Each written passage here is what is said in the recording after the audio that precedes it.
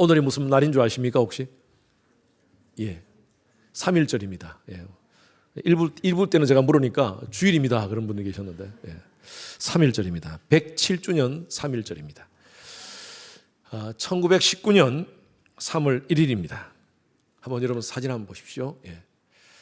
우리 민족이 일본의 식민 통치에 항거하면서 독립선언서를 발표하고 독립의사를 전 세계 만방에 알렸던 그것을 기념하는 날이 바로 3.1절입니다. 이 운동이 8.15 해방에 물꼬를 튀게 했습니다. 기민년 3월 1일 정호 터지자 밀 2부 때는 따라 하던데 3부 때는 안 하시네요. 잘 모르시는 분들 계시는 거예요. 대한 독립만세. 저는 아직도 이 노래를 부르면요, 제가 그 시대에 있었던 사람은 아니었지만 가슴이 뜨겁습니다. 그날 선포된 상립 3.1절 독립선언문은 그리스도인들이 주도적으로 참여했습니다. 이 선언서에 서명한다는 것은 곧 죽음과 고문을 의미하는 것이었습니다. 누가 먼저 서명할 것인가? 다들 주저하고 있을 때에 33명의 민족 대표들이 주저하고 있을 때에 그때 한 사람 이성훈 선생님입니다. 이성훈 선생님, 그분은 그 당시에 장로였습니다. 그분은 이북 출신인데 이렇게 표현했습니다. 주저할 것 없습니다. 서명하는 순서는 곧 죽는 순서입니다. 죽을 각오를 가지고 서명해야 될 것입니다. 네, 제가 잘 표현했습니까? 그러면서 먼저 서명을 먼저 하시자 또 32명이 따라서 서명을 했다는 그런 기록이 있습니다. 33명 민족 대표 중에 16분이 크리스찬이었습니다. 1922년 2월 15일자 기독 신보에, 그 당시에 1919년은 기록이 없어요. 얼만큼 기독교인들이 있었던지는 그 기록이 없지만 1922년 2월 15일자 기독 신보에 교회 통계가 기록되어 있습니다. 거기에 보니까 천주교인과 개신교인 합쳐서 기독교인이라 그러지 않습니까? 그래서 천주교인, 기독교인 합쳐서 기독교인의 비율이 전체 인구의 1.8%였습니다. 2%가 안 되었어요. 그런데 그들의 나라 사랑 열정은 대단했습니다. 우리가 기억하는 당대의 정말 애국자, 우리가 알고 있는 그런 유명한 애국자들 다 크리스찬이었습니다. 김구, 안창호, 유관순, 서재필, 이상재, 조만식, 남궁옥. 여러분, 당시에 믿음으로 산다는 것은요, 죽음을 택하는 일이었습니다. 그러나 그 당시에 그리스도인들은 소수의 그리스도인이었지만, 소수의 사람이었지만 나라와 민족의 역사를 위해서 목숨을 걸었던 사람들이었습니다. 또 교회를 위해서, 복음을 위해서 목숨을 걸었던 사람들이었습니다. 하나님께서 그래서 그런지 1960년대, 70년대, 80년대 한국 교회는요, 유례없는 그런 양적 성장을 경험했습니다. 10,000명 이상 되는 초대형 교회가 등장하기 시작했습니다. 그러나 1990년 이후에 한국 교회의 성장이 멈췄습니다. 외형적 성장을 추구하다 보니까 내적으로 영적 허약 체질이 되어버렸습니다. 그 허약 체질의 현상으로 코로나19 이후로는 지금 한국 교회가 심각한 디클라인 현상이 일어나기 시작했습니다. 교회마다 숫자들이 줄어들고 문 닫는 교회가 많아지고 각 교단의 통계를 보면 교회가 많이 준 현상이 일어났습니다. 우리 이민교회도 마찬가지입니다. 코로나 전 불과 한 10년 전만 해도 이민교회가 4,000여 교회라 그랬습니다. 한국교회. 4,000여 한국교회라 그랬는데 코로나 이후로 지금 2,500개로 바뀌어졌습니다. 그리고 있는 교회도 굉장히 힘든 상황 가운데 있습니다. 교회에서 젊은이들이 떠나기 시작했습니다. 가나안 교인들이 생기기 시작했습니다. 가나안 교인들 아시죠? 가나안 거꾸로 안 나가, 교회 안 나가 하는 교인들이 늘기 시작했습니다. 그래서 한국 교회가 지금 사실 기로에 있습니다. 그래서 목사님들이 같이 함께 모여서 기도하고 지금 한국 교회 부흥 운동을 위해서 함께 기도하는 목사님들이 생기기 시작했고요. 자성 운동이 일어나기 시작했습니다. 저는 한국 교회에 소망이 있다고 봅니다. 아무리 세상에서 교회를 향하여 욕하고 또 부정적인 얘기를 하더라도 교회는 필요합니다. 왜냐하면요, 교회 안에 복음이 있기 때문입니다. 교회 안에 생명이 있기 때문입니다. 사람들이 보지 않더라도 교회에서 복음을 선포해야 되고 생명을 선포해야 될 줄로 믿습니다. 우리가 비행기를 타면 제일 처음에 비행기가 출발하기 전에 승무원들이 하는 게 있습니다. Safety Demonstration. 여러분 아시죠? 많이 보셨죠? 예. 그런데 제가 이렇게 비행기 탈 때마다 보는 것은요, 승무원들을 보지만 승무원들을 저렇게 앞에서 열심히 하는 것을 얼만큼 많은 사람이 보고 있나를 내가 한번 쳐다봅니다. 다들 관심 없어요. 다들 관심 없어요. 그냥 옆에 사람하고 얘기하고 자기 하던 것 하고 그렇게 하고 있어요. 그런데도 승무원들을 합니다. 왜 할까요? 생명에 관한 일이기 때문에. 이건 생명에 관한 일이기 때문에 안 할 수가 없는 겁니다. 여러분 교회도 마찬가지예요. 사람들이 보더라도 부정적인 얘기를 하고 교회를 향하여 공격을 하더라도 교회는요, 예수의 복음을 가르쳐야 됩니다. 오직 예수 외에는 구원의 길이 없습니다. 이 길만이 유일한 길입니다라고 가르쳐야 되는 것이 바로 이 시대의 교회입니다. 그래서 여러분 우리는 교회를 건강하게 만들어야 돼요. 사도 바울은 오늘 에베소 교회를 위하여 기도하는 장면이 나옵니다. 14절 15절 말씀에 아마 준비된지 모르겠지만 여기 보니까 하늘과 땅에 각 족속에게 이름을 주신 아버지 앞에 무릎을 꿇고 내가 간절히 주님 앞에 기도한다고 표현하고 있습니다. 오늘 본문 말씀은 사도 바울의 기도의 내용입니다. 이 기도의 내용이 뭔가? 교회가 건강하게 하소서. 하나님, 교회가 건강하게 하소서. 겉모습이 아니라 여기 보니까 다시 한번 16절 말씀 띄워주세요. 보니까 너희 속사람을 능력으로 강건하게 하옵소서. 어떻게 해야지 교회가 내면적으로 정말 속사람이 건강할 수 있을까 하면서 사도 바울은 하나님께 엎드려 기도하는 장면입니다. 오늘 말씀을 통하여 여러분 각자가 교회 아닙니까? 우리 각자가 속사람이 건강한 그런 삶의 결단이 있는 그런 시간 되기를 간절히 축원합니다. 자, 첫 번째 포인트입니다. 같이 읽습니다. 어떻게 해야지 우리가 건강할 수 있느냐요? 시작. 성령의 능력으로 속사람이 건강하라. 아침 식사 다 하셨죠? 왜 이렇게 소리가 작습니까? 한 번 더 합시다. 시작. 아멘. 여기 보니까 그의 성령으로 말미암아 너희 속사람을 능력으로 강건하게 하시오며라고 되어 있어요. 여기는 속사람이 있습니다. 그렇다면 겉사람이 있겠죠. 겉사람의 반대 개념이 바로 속사람의 개념입니다. 성경을 보면요, 인간을 속사람과 겉사람으로 나눕니다. 겉사람은 눈에 보이는 모습입니다.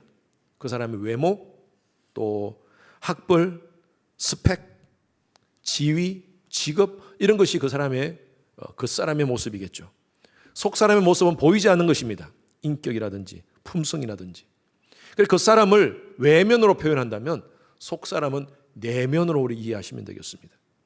사도 바울은 다른 성경에 또 이렇게 표현하고 있습니다. 고린도후서 4장 16절 말씀에 같이 함께 읽습니다. 시작. 낡아지나 너희의 속사람은 날보다 세워져. 여기도 겉사람이 나오고 속사람이 나오죠. 우리의 외면은 언제든지 변합니다.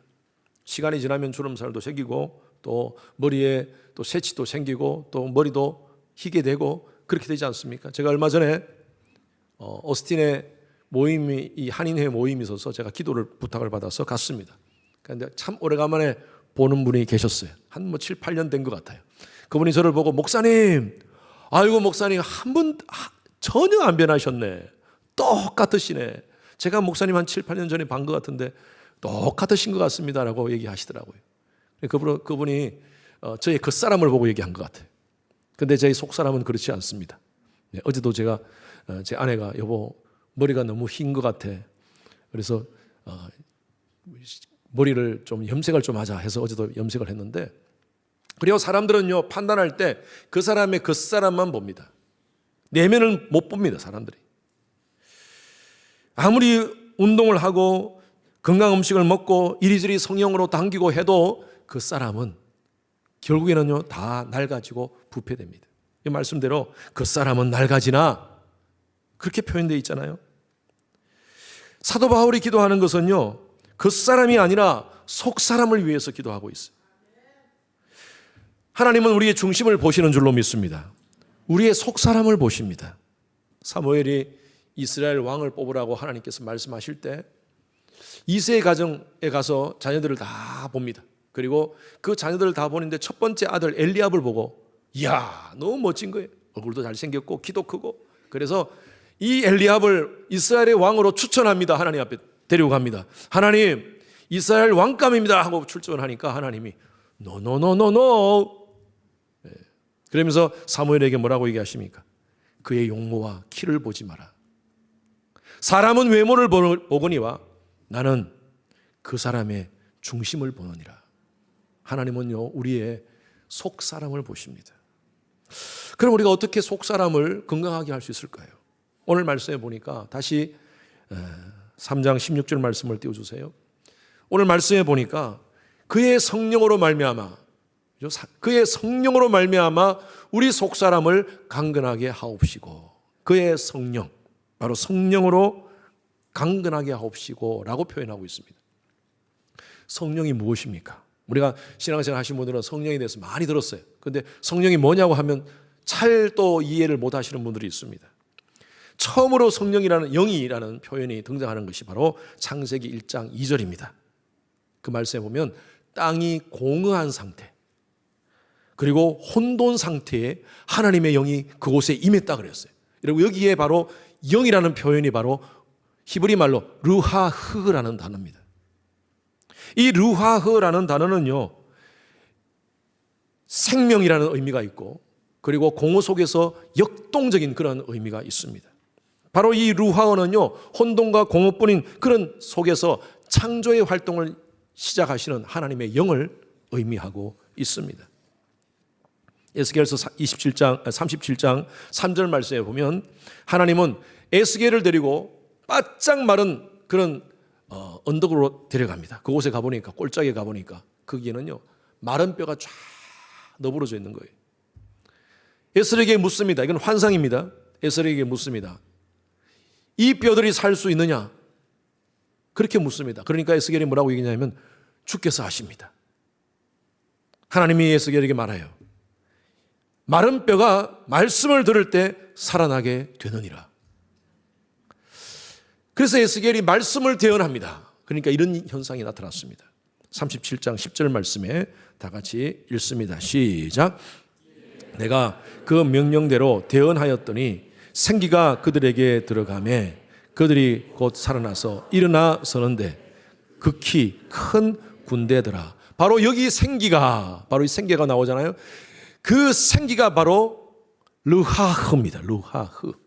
창세기 1장 2절에 나왔던 그 하나님의 영, 바로 이 르하흐가 바로 성령을 의미합니다. 바로 르하흐가 임하니까요 생명이 살아납니다. 죽었던 생명이 살아납니다. 바짝바짝 말랐던 그 마른 뼈들이 이어져 가지고 힘줄이 생겨서 큰 군대가 되었다는 이 환상을 하나님께서 이스라엘 백성들에게 보여줍니다. 그 당시에 이스라엘 백성들은 소망이 없었습니다. 여러 가지 주위의 나라의 침략으로 인해서 소망이 보이지 않는 그런 상황 속에서 하나님의 말씀이 너희 가운데 들어가면 너희들은 군대가 될 수 있어. 르하흐가 그 너희들의 심령 가운데 들어가면 살아날 수 있어. 이 말씀을 하시는 거예요. 여러분 우리 삶 가운데 여러 가지 많은 낙심이 있습니까? 좌절이 있습니까? 아픔이 있습니까? 예수 믿는다고 그렇게 큰 소리 뻥뻥 치면서 신앙생활 하지만 또 지난 일주일의 삶을 돌이켜볼 때에 넘어지고 깨어졌던 우리의 모습입니까? 성령의 충만함을 받으시기 바랍니다. 하나님의 루하흐를 경험하시기 바랍니다. 여러분 루하흐를 경험하기 위해서는 하나님 말씀을 잘 받으셔야 돼요. 지난주에도 제가 말씀을 드렸다시피 하나님 말씀을 통해서 우리는 새롭게 변화될 수 있습니다. 하나님의 말씀은 운동력이 있어. 우리의 영과 혼과 골수와 우리의 모든 것을 찔러 쪼개기까지 한다 그랬어요. 하나님 말씀을 통해서 우리는 다시 생기를 얻을 수 있습니다. 제가 여러분들에게 말씀을 드리잖아요. 정말 여러분들은 말씀을 통해서 변화받아야 돼요. 어제 어느 구역에 제가 참여했는데 한 형제가 한국으로 돌아갑니다. 그래서 그 부부 중에 이제 한 형제만 돌아가는데 그래서 한번 인사하라고 제가 가기 전에 인사하라고 했어요. 근데 그 형제가 어떤 형제냐면 한 번도 교회를 나오지 않았던 분이었어요. 3년 전에 우리 교회에 교회로서는 처음으로 부부가 나온 거예요. 그래가지고 3년 동안 이곳에 있으면서 제가 봅니다. 제가 말씀드렸죠. 여러분들 표정이 다 보여요. 예. 지금 말씀을 받고 있는지 안 받고 있는지 다 보인다고 제가 말씀드렸잖아요. 다 보입니다. 3년 전에는요, 말씀을 받지 못하는 그런 인상이었어요. 그런데 요즘은 달라졌어요. 그래가지고 형제가 어제 인사하면서 얘기하는 게, 제가 미국 와서 가장 큰 감사는요, 제가 예수를 만났습니다. 제가 예수를 만났습니다. 그 얘기를 하는데 얼마나 감동이 되는지 우리 구역장님도 감동을 받아가지고. 예. 여러분, 그래요. 어떻게 예수를 만날 수 있겠어요? 말씀을 통해서 하나님을 만난 거예요. 그 심령이 변한 거예요. 죽었던 영혼이 살아난 겁니다. 할렐루야. 루하흐가 그곳에 임하니까요, 살아나는 겁니다. 신약 성경에 성령을 뜻하는 단어가 푸뉴마라는 단어입니다. 푸뉴마. 푸뉴마도 루아와 같은 그런 의미입니다. 숨쉬다, 바람, 입김, 생명, 능력, 이런 것을 의미합니다. 사도행전 1장 8절에 보면 우리가 잘 아는 말씀이죠. 오직 성령이 너희에게 임하시면 너희가 권능을 받고, 성령이 너희에게 임하시면, 여기에 성령이 바로 푸뉴마입니다. 푸뉴마. 성령이 임하면 어떻게 돼요? 권능을 받는다 그랬어요. 이 권능이라는 헬라어 단어가 듀나미스라는 단어예요. 듀나미스라는 단어에서 다이나마이트라는 영어가 나왔어요. 그래서 여러분, 성령을 받으면요, 낙심되고 좌절되고 힘이 빠진 사람들, 그런 사람들이 듀나미스, 다이나마이트의 힘을 가질 수 있다는 것입니다. 우리는 성경을 통해서 너무나 잘 알고 있습니다. 베드로는 3년 동안 예수님의 제자로서 살았습니다. 그런데 예수님이 돌아가시는 그 현장 속에서 어느 여종이, 당신 예수의 제자지. 베드로가 어떻게 합니까? 나 뭐 예수 몰라. 난 예수 몰라. 아니야, 다 분명히 봤어. 당신 예수의 제자지. 두 번째로, 나는 예수를 몰라. 세 번째로 한 번 더 묻습니다. 당신 예수의 제자지. 뭔 소리 하는 거야? 나는 예수를 몰라. 그때 새벽 닭이 울었다 그랬잖아요. 얼마나 괴롭겠습니까? 예수님은 죽음의 길로 가고 있는데, 스스로 가시고 계시는, 십자가의 길로 가고 계시는데, 자기는요, 그 십자가의 길을 거부했어요. 두려웠어요. 걱정됐어요. 순식간에 무너져 버렸어요. 예수를 3년 동안 따라다녔던 그 제자가 하나님에 대한 믿음이 그냥 순식간에 무너진 거예요. 자기가 가지고 있는 두려움 때문에. 그리고 모든 것을 던져버리고 과거의 직업으로 돌아갑니다. 요한복음 21장에 보면 베드로가 어부로서의 삶을 사는 모습이 나타납니다. 그때 예수님이 베드로에게 오시잖아요. 제자들과 함께. 예수님이 오셔가지고 베드로를 부릅니다. 그리고 예수님께서 말씀하세요. 네가 나를 사랑하느냐? 저는 이 말씀이 이렇게 느껴져요. 너 여전히 나를 사랑하고 있나? 너 여전히 나를 사랑하고 있나? 베드로가 3번 거부했던 것과 같이 예수님도 3번 묻는 것 같습니다. 네가 나를 사랑하느냐? 여전히 나를 사랑하고 있어? 그때 베드로가 얘기합니다. 예, 주님 사랑합니다. 그러면요. 내가 누굽니까? 예수의 수제자인데. 그렇습니다. 예수님 사랑합니다. 라고 안 했어요. 그렇게 말할 수가 없었어요. 왜? 예수님을 3번이나 부인했잖아요. 아마 이렇게 했을 것 같아요. 주께서 하십니다. 기어들어가는 목소리로 주께서 하십니다. 그때 예수님께서 베드로, 다시 한 번 더 너에게 사명을 줄게. 내 양을 먹여라. 내 양을 먹여라. 베드로는 다시 한 번 더 일어났습니다. 예수님의 그 격려의 말씀으로 다시 한 번 더 일어났습니다. 그리고 아까 읽었던 말씀, 사도행전 1장 8절 말씀, 예수님이 승천하시기 전에 제자들에게 오직 성령이 너에게 임하시면, 푸뉴마가 임하면, 르우아가 임하면 너희들이 권능을 받고 예루살렘, 온 유다, 사마리아 땅 끝까지 이르러 내 증인이 되라. 여러분, 그리고 사도행전 2장에 어떤 일이 벌어집니까? 성령이 역사하시는 거예요. 제자들에게 하나님의 퍼뉴마가 임하는 거예요. 퍼뉴마가. 이러니까 드나미스가 생기는 거예요. 그래가지고 베드로가 어떻게 합니까? 뻘떡 일어나가지고 예수 십자가와 부활을 외칩니다. 그 많은 사람들 앞에서. 우리가 미친 거 아닙니다.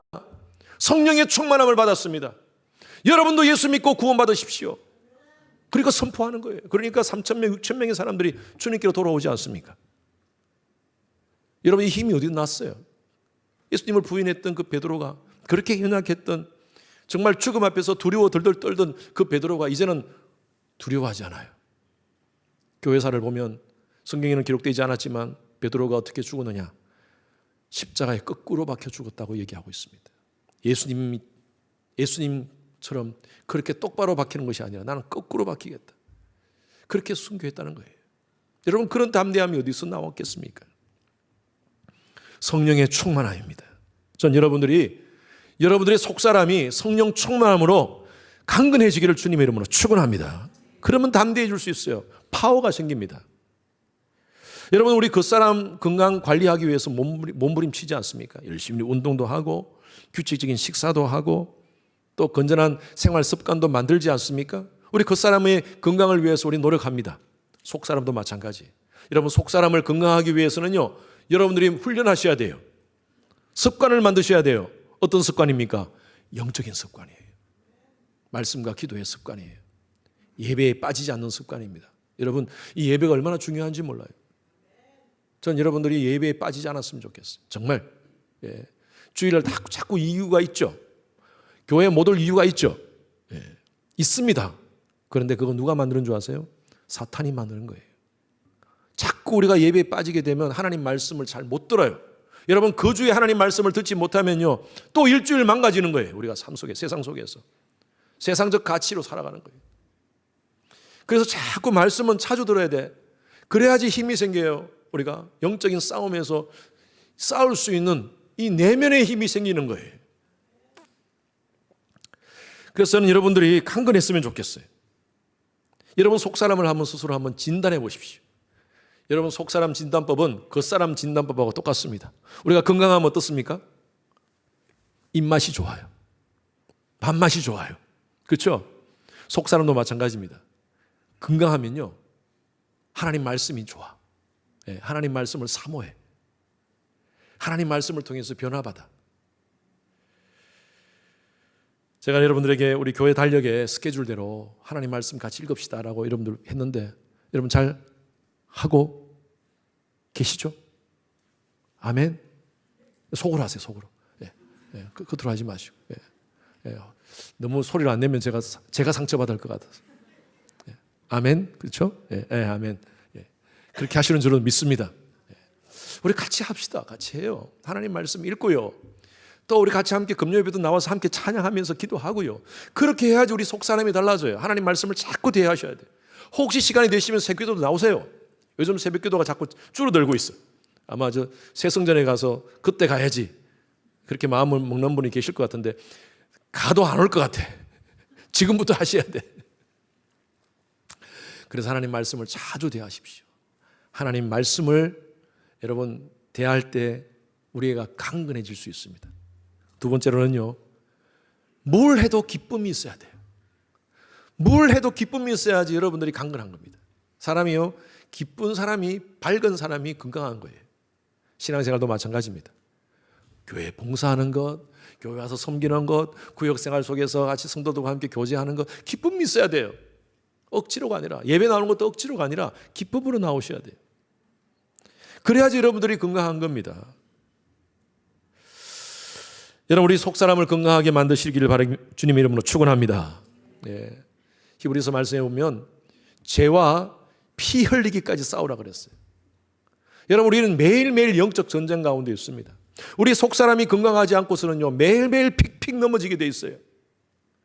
그래서 진짜 그리스도인이라면, 여러분들의 속에 예수 그리스도를 품었다면 여러분 속사람을 건강하게 만드십시오. 말씀과 기도와 예배로, 영적인 훈련으로 건강한 속사람을 가진 여러분 되시길 주님 이름으로 축원합니다. 두 번째로 우리가 어떻게 속사람이 건강할 수 있는가 같이 읽습니다. 시작. 믿음으로 말미암아 속사람이 건강하라. 17절 18절 같이 함께 읽습니다. 시작.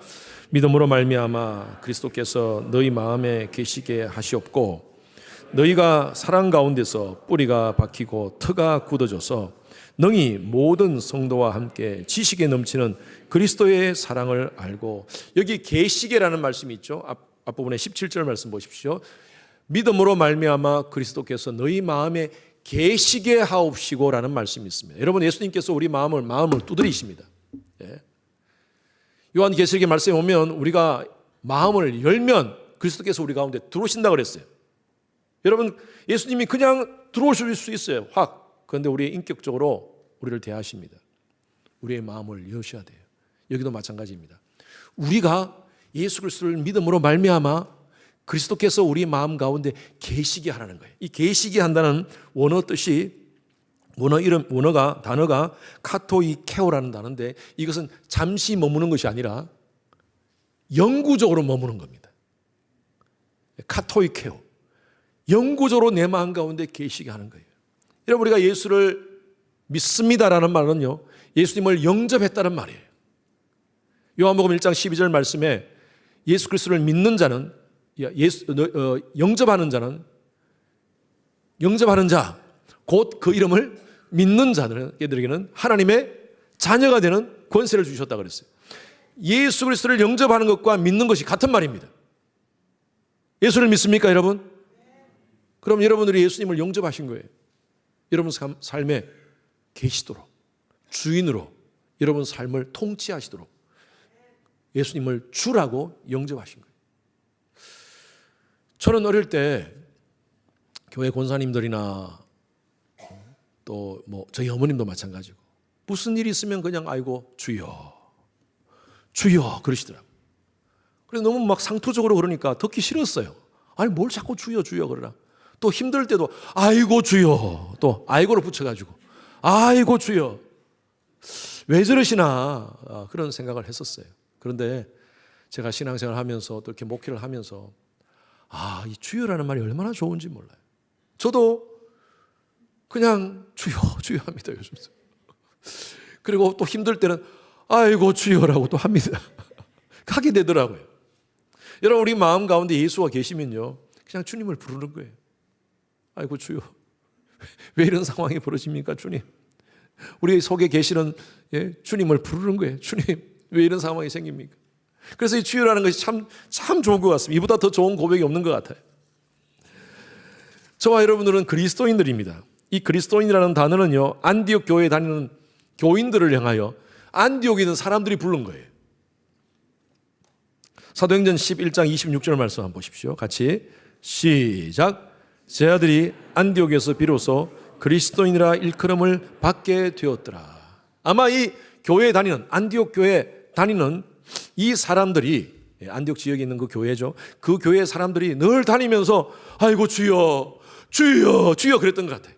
그러니까 주위 사람들이 보고 야, 이렇게 주여 하면서 진짜 예수쟁이 티가 나네, 예수 믿는 사람의 티가 나네, 그렇게 인정하고 그 안디옥 지역에서 첫 번째로 부르는 그 사람들을 불렀던 것이 그리스도인, 예수께 속한 자라고 불러줬던 거예요. 이건 교회 다니는 사람들끼리 부른 게 아니라 주위의 사람들이 인정하고 불렀던 거예요. 저는 저희 교회가 그랬으면 좋겠어요. 여러분들이 어스틴 지역에서 다니는 곳곳마다 많은 주위의 사람들에게 야, 당신 예수 믿죠? 당신 예수쟁이죠? 이렇게 좀 티를 냈으면 좋겠어요. 007 작전하지 마시고 숨어서 내가 예수 믿는 것 같이 숨어 다니지 마시고 나 예수 믿어요. 주위 사람들 보면서 야, 진짜 당신 보니까 인격과 삶을 보니까 예수 믿는 것 같네, 진짜 예수쟁이네. 그리고 또 한 발 더 나가서 당신같이 나도 그렇게 살고 싶다. 당신이 예수 믿고 변화되는 모습을 보니까, 당신이 이렇게 멋지게 하나님 앞에서 사는 모습 보니까 나도 그렇게 살고 싶습니다. 어느 교회 나가세요? 주님의 교회입니다. 나도 거기 가고 싶어요. 여러분, 이렇게 미션 라이프로 살았으면 좋겠어요. 여러분, 속 사람이 변하면요, 그 사람도 변하게 돼 있습니다. 그렇잖아요. 속이 변하면 그 사람이 변하게 돼 있어요. 왜 그러냐면요, 우리 얼굴이라는 말이, 얼이라는 것이 스피릿이라는 말입니다. 스피릿. 영입니다, 영. 그리고 굴이라는 말은 꼴이라는 말에 쓰나, 꼴, 쉐이프. 그럼 뭡니까? 우리의 영의 쉐이프가 얼굴에서 나타난다는 거예요. 그래서 아브라함 링컨이 그런 얘기 했잖아요. 나이 40 넘으면 당신의 인상에 책임을 지라고. 여러분 스스로 인상에 지금 책임질 수 있습니까? 옆에 분 한번 쳐다보세요. 책임질 수 있는 인상인가요? 여러분, 우리 속 사람이 변하면 표정이 달라져요. 그냥 우거지, 여러분 우거지 너무 많이 드시지 마십시오. 우거지상 하지 말고 피자 많이 드세요. 피자. 여러분, 예수 믿는 사람은요, 표정이 좀 달라야 돼. 예, 우리 이민의 삶 속에 얼마나 힘든 일이 많습니까? 어렵고 힘든 일이 많죠. 그런데 밝게 삽시다. 밝게. 우리 아이들한테도 힘들고 어려운 일이 있으면요, 하나님께서 우리와 함께 하셔. 하나님께 기도하면 하나님이 응답해 줄 거야. 우리 같이 기도하자. 우리가 이겨 나갈 수 있어. 엄마 아빠 믿고, 우리 하나님 믿고 의지하자 하면서 긍정적으로 아빠가 엄마가 딱 얘기하면 아이들이 정서적으로 안정됩니다. 그런데 아이들 앞에서 막 비난하고 사람들 원망하고 다른 사람 저주하고 인생을 저주하고 하면요, 아이들이 어릴 때부터 소망이 없는 거예요. 소망이. 뭘 보고 자랍니까? 부모는 보고 자라야 되는데, 부모가 믿는 하나님을 저렇게 의지하지 못하고 하나님을 신뢰하지 못하는 그런 부모의 모습을 보고 아이들이 신앙을 배우겠습니까? 그래서 여러분, 어떤 상황 속에서도 그리스도인들은요, 우리가 기쁨을 유지해야 돼요. 기뻐, 바빠, 이뻐, 산벌을 외치며 살아야 됩니다. 뿐만 아니라 여러분, 긍정의 언어를 늘 사용하십시오. 성령이 내주하신 존재, 믿음으로 예수 그리스도를 바라보는 자들은요, 늘 긍정의 언어를 사용합니다.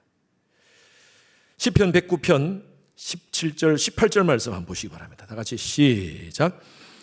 그가 저주하기를 좋아하더니 그것이 자기에게 임하고 축복하기를 기뻐하지 아니하더니 복이 그를 멀리 떠났으며 또 저주하기를 옷 입듯 하더니 저주가 물같이 그의 몸속에 들어가며 기름같이 그의 뼛속으로 들어갔나이다.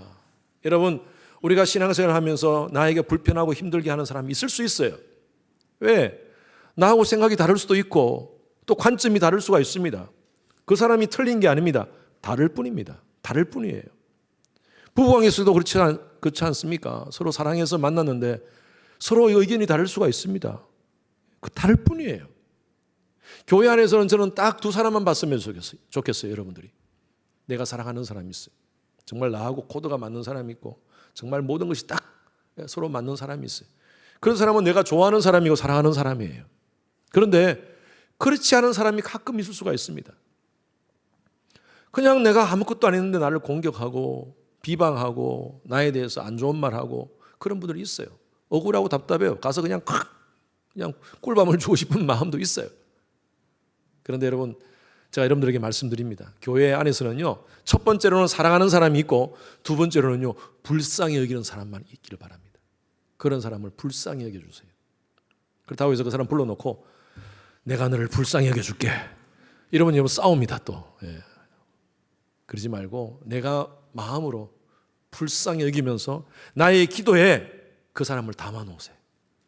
나의 기도에 그 사람을 담아놓는 거예요. 여러분, 그러면요, 하나님 성령께서 역사하십니다. 그리고 가장 중요한 게 내 마음이 편해. 내 마음이 편해. 그냥 그 사람을 용서 선포하는, 내 감정은 안 갈 수 있습니다. 내 감정은 그렇게 할 수 없지만 난 그 사람 용서한다. 난 그 사람 용서한다. 여러분, 선포하십시오. 절대 저주하지 마십시오. 그 사람에 대해서 저주라는 것은 욕하는 겁니다. 그 사람에 대해서 욕하지 마십시오. 이거 보십시오. 말씀해 보니까 저주하기를 좋아하니까 저주가 임하여요. 축복하기를 기뻐하지 않으니까 복이 멀리 떠나버려요. 그리고 18절에 저주하기를 옷 입듯 하는 사람은요, 저주가 물같이 그의 몸속으로 들어가서 기름같이 뼛속으로 들어가버려요. 여러분, 이건 심각한 질병입니다. 그래서 다른 사람을 저주하고 부정적인 얘기하고 욕하는 사람들은요, 진짜 이 말씀대로 건강에 좋지, 육신의 건강이 좋지가 않아요. 저주가 뼛속으로 들어간다니까요. 하나님의 백성들은 거룩한 하나님의 모습을 담는 사람들입니다. 그래서 우리가 하나님 앞에서 거룩함을 드러내기 위해서 축복의 말을 하시는 여러분 되시기를 주님 이름으로 축원합니다. 성도님들 절대 험담하지 마십시오. 그 사람이 가지고 있는 나름대로의 아픔이 있어요. 상처가 있어요. 제가 지난주에 말씀드렸잖아요. 그 사람만 가지고, 나는 모르지만 그 사람이 가지고 있는 내면의 아픔이 있어서 지금 그 상처가 나한테 드러나는 거예요. 나한테 표현되는 거예요. 그래서 그렇구나. 한번 따라 하십시오. 악해서가 아니라 약해서다. 여러분 그런 모습이 나타날 때, 우리 주위에 있는 사람들이 나타날 때, 아 그렇구나, 악해서가 아니야, 약해서지. 왜? 나도 그런 모습이 있잖아요. 나도 부족하잖아요. 우리 완벽한 사람이 어디 있습니까? 그래서 우리가 서로 불쌍히 여기는 마음. 여러분 그런 사람이 건강한 사람이에요. 내면이, 속사람이 건강한 사람이에요. 저는 여러분들이 모두가 건강한 속사람을 갖는 여러분 되시길 주님 이름으로 축원합니다. 무엇으로요? 성령의 충만함으로, 믿음으로 건강한 사람이 되십시오. 항상 일부 예배 때 참석하시는 권사님이신데 저한테 그러세요. 목사님, 앞이 안 보여. 이제는 여기 앉아서 보는데도 앞에 이 슬라이드가 안 보이는데, 내가 옛날에는 성경도 읽고 성경 공부도 열심히 하고 권사님이 하나님 말씀 안에 살려고 몸부림치면서 필사를, 성경을 다 썼어요. 필사를 2번 쓰셨어요. 2번. 한 권을 저한테 다 주셨어요. 그래가지고 이 권사님 말씀대로 살려고 몸부림치시는 분인데, 목사님이 이제는 앞이 안 보여요. 지금 87세신데 너무 답답해. 내가 교회에 더 봉사하고 옛날에는 더 많이 섬겼는데 지금은 움직일 수가 없어가지고 교회도 봉사도 못해요. 죄송해요 목사님. 죄송해요 목사님. 그러시래요. 제가 늘 권사님한테 말씀드려요. 권사님, 저도 언젠간 그렇게 될 겁니다. 권사님, 이거는요 자연의 법칙입니다. 우리가 몸이 시간이 지나면 그 사람이 후퇴되는 것은 이건 당연한 겁니다. 여러분 그렇잖아요. 저와 여러분들도 마찬가지입니다. 시간이 지나면요 우리 그 사람은 후퇴되는 거예요. 쇠하여질 것이에요. 제가 권사님한테 그래서, 자꾸 잊어버리면 괜찮아요 권사님. 지난주에 목요일에 드셨던 거 권사님 기억나십니까? 나도 어제 뭐 먹은 거 모르겠어요. 괜찮아요. 잊어버려요. 괜찮아요. 여러분 지난주에 제가 설교한 거 다 기억나십니까? 괜찮아요. 잊어버려도 괜찮아요. 걱정하지 마세요. 오늘 이 말씀만 잘 섭취하시기 바랍니다. 아멘. 오늘 이 말씀만 잘 섭취하시면 돼요. 네. 자꾸 잊어버린다고요? 괜찮아요. 중요한 것은요, 오늘 내가 하나님 말씀 안에서 속사람을 건강하게 만드는 거예요. 매일매일 조금씩. 그럴 때 하나님께서 언젠가 우리를 바라보고 하나님 앞에 섰을 때 착하고 충성된 종이라고 인정해 주실 줄로 믿습니다. 여러분 그 꼴보다는 속꼴을 더 신경 써서 하나님 앞에 말씀으로 변화되는 삶을 사시는 우리 모든 속사람이 건강한 성도님들 되시기를 간절히 축원합니다. 우리 말씀 앞에 서라는 이 찬양 같이 부르면서, 주님, 하나님 말씀에 늘 예배 때마다 말씀을 받을 때마다 두렵고 떨리는 마음으로 이 말씀을 받게 하소서. 이 말씀에 하나님 내가 생명을 걸고 순종하게 하소서. 한번 이 결단을 하면서 이 찬양 불렀으면 좋겠습니다. 하나님